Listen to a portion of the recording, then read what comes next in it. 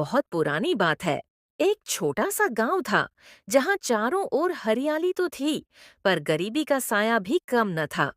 इसी गांव की एक संकरी गली में रामू अपनी छोटी सी दुकान चलाता था। रामू, जो दिल का तो अमीर था, पर उसकी जेब हमेशा खाली रहती। उसकी दुकान पुरानी थी, दीवारें गिर रही थीं और चूल्हे की आग भी अब कम पड़ने लगी थी। लोग उसकी दुकान के सामने से गुजर जाते, पर रुकता कोई नहीं था। एक शाम आसमान में काले बादल छाए थे और बहुत ठंड पड़ रही थी। रामू अपनी दुकान बढ़ा ही रहा था कि तभी अंधेरे से निकलकर एक बूढ़ा आदमी उसके पास आया।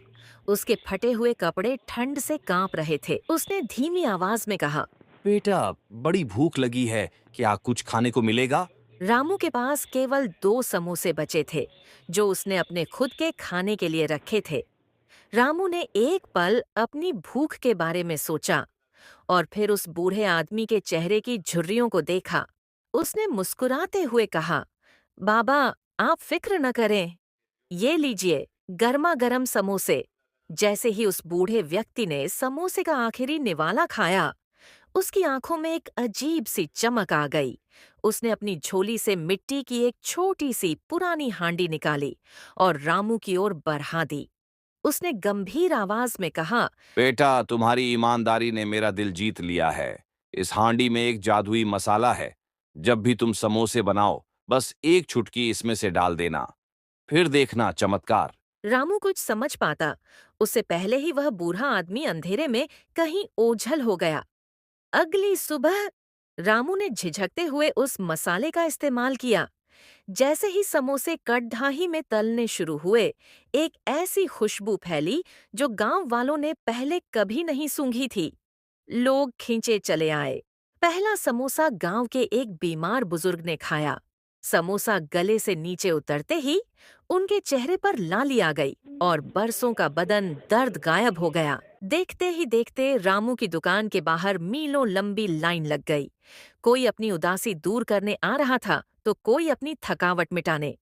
रामू के समोसे अब सिर्फ नाश्ता नहीं, दुखों की दवा बन चुके थे। लेकिन गांव के लालची जमींदार की नजर अब रामू की उस जादुई हांडी पर थी। उसके दिमाग में एक काली योजना पक रही थी।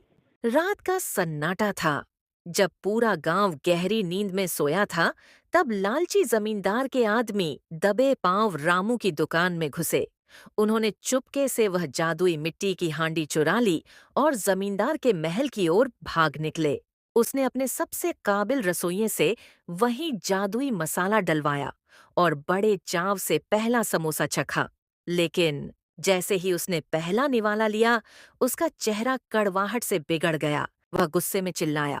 धोखा! उस गरीब रामू ने मुझे जहरीला मसाला दिया है।